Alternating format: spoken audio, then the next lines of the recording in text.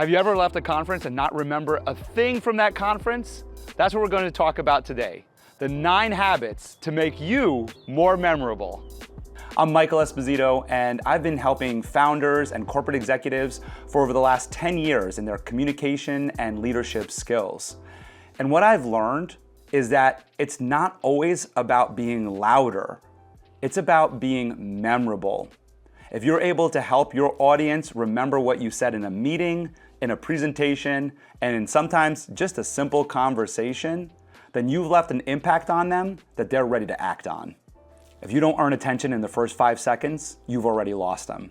Think of this YouTube video. If I didn't get your attention in the first 5 seconds, you didn't make it this far. So the first thing in terms of being memorable is you have to have a strong opening. You have to come out strong and you have to share with them what problem are you solving for them. Just look at the YouTube algorithms. It's all about what problem are we solving for you. Our brain, it needs to solve a problem. And it's curious, it's looking for that problem. So when you're speaking, whether in a presentation, in the boardroom, or in a conversation, you gotta open up strong. Make sure you make eye contact, open up confidently, and have a strong opening line. Then ask and get some curiosity. Ask a question, make a bold statement to where it engages the other people to have that conversation with you. This is where you start making yourself different from everybody else in the room, and where people start regarding you as a leader who actually knows how to be memorable. People don't remember information, they remember stories. There are countless studies on this where the retention drops off when someone starts going into a bunch of statistics versus when they share those statistics in a story. When you share a story, you're actually painting a picture for your audience. Now, this isn't like some sort of Bob Ross video where we're painting a picture. We're painting a visual image in that person's mind. I want you to think about this. If I share with you a story about a time that I was standing on stage and I felt my feet getting cold and my back shivering while I looked out onto the audience because I was so nervous to give that speech, you can't tell me you didn't see yourself or myself on that stage just now, right? So when we paint that story, when we paint that picture in a story, you can actually see it and you can actually see yourself in that story. Versus if I said to you, you know, your first time on stage might be a little nerve-wracking, you might feel cold feet and a little bit of anxiety. You might remember that, but you're more likely to remember the story of the guy on stage who got cold feet and started shivering. I want you to remember that habit number 2 is all about storytelling. Open up strong and wrap it up with a great story that's going to paint a picture for your audience and for your people to help you become more memorable. Let's move on to habit number 3 for you.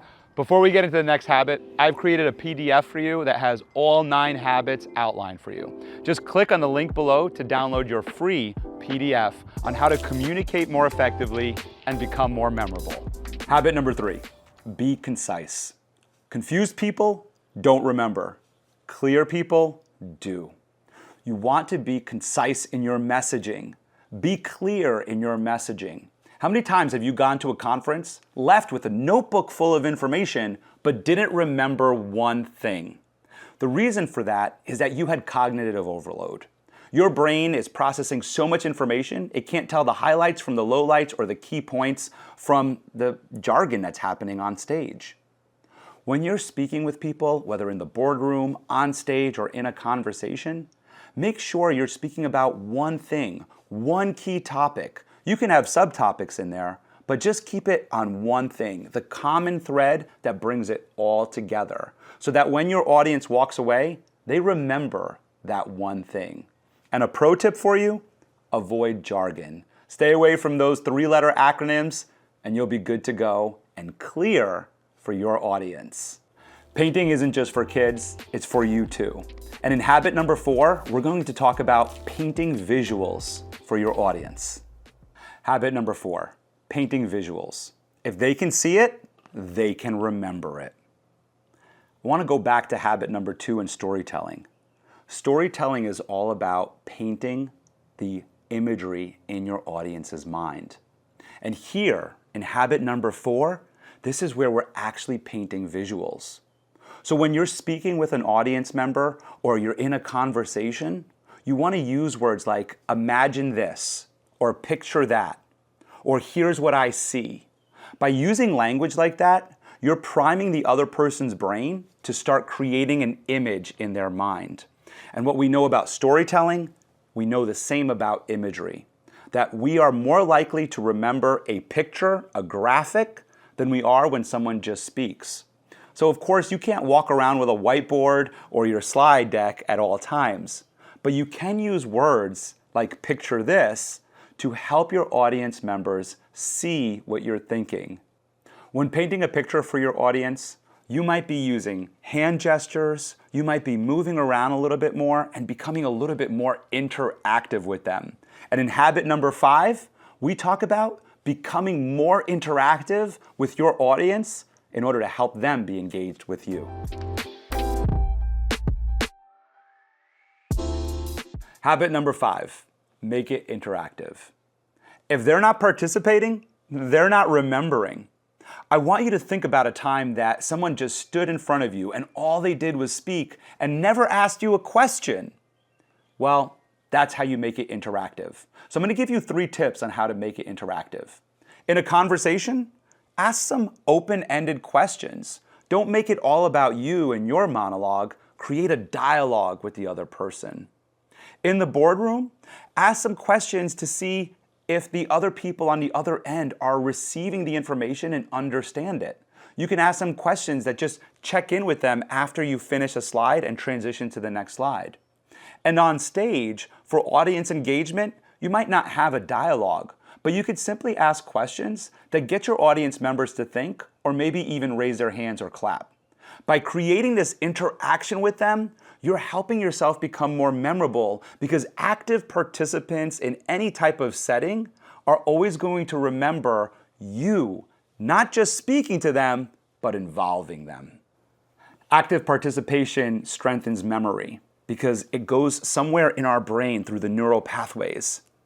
And when we're in those neural pathways, we're getting deep into emotions. And that's why habit 6 is really, really important for deep connection with your audience. In habit 6, we're going to go through the emotions that help people remember you. Emotion enhances memory storage. And the more emotional connections you make with your audience, the more they're able to prioritize what you're saying and able to see, here's the key important part of this conversation that I need to retain and remember. Part of being memorable is not just making that emotional connection, but it's also about repetition. In habit 7, we're going to talk about repetition. And in speaking about repetition, I just want to remind you all that right in the description below is a PDF. It's a free PDF in order to help you advance in your communication skills and become more memorable. Download that free PDF and tell me what you think about it. I'm really curious about your thoughts on these 9 habits that I'm sharing today and on what you want to learn more about. So now that we've done that, let's recap what we've learned here. What we've learned is that we can make ourselves more memorable by not just focusing on ourselves and the way that we feel, but really focusing on our audience and what they need and what they feel. And we do that through open-ended questions, creating dialogue with them, painting pictures, connecting emotionally. And if you haven't picked up on it, habit 7 is repeating key points. Let's jump into that for you now.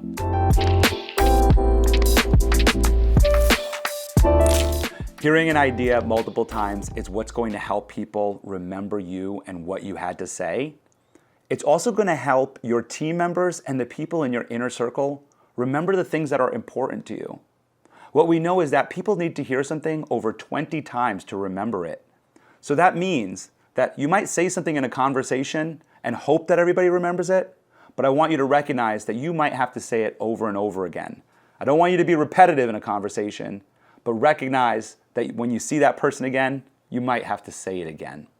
Now here's the other thing that we need to learn in order to become more memorable, and that is analogies.